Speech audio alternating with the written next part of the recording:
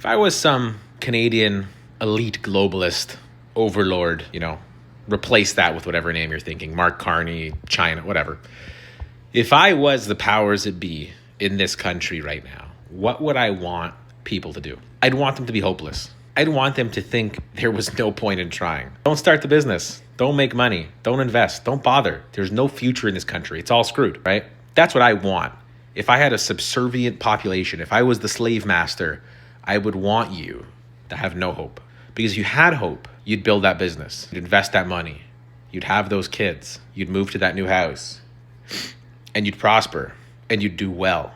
And if you did well, you'd be able to invest in your community and your friends, and they would do well. And then maybe you'd get involved in politics, and maybe you'd change, and maybe you'd overthrow me at some point. Maybe you'd push me out of my position. Maybe you'd have too much free time to pay attention to what I was doing.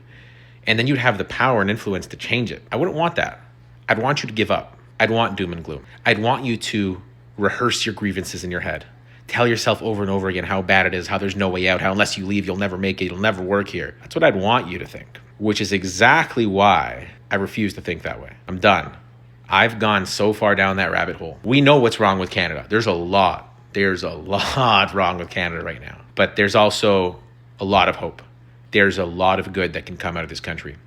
The odds might feel stacked against us. They're not. We have more natural resources than almost anywhere in the world. From gas to oil, fresh water. We're securely positioned with mountains to the west, the Arctic to the north, the largest military on earth to the south, and oceans to the right, along with every other corner of the country.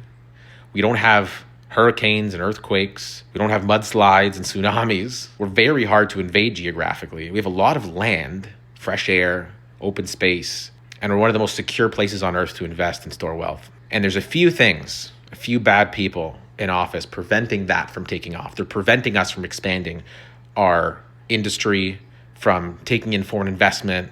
But I know those small levers and what they are and how easy they are to flip. They're going to get flipped. Trust me, there's a future in this country. Don't let them win. Don't let them think. Don't let them make you think there's no future, there's no hope. There is. Trust me. And that's going to be my message from now on. No more doom and gloom.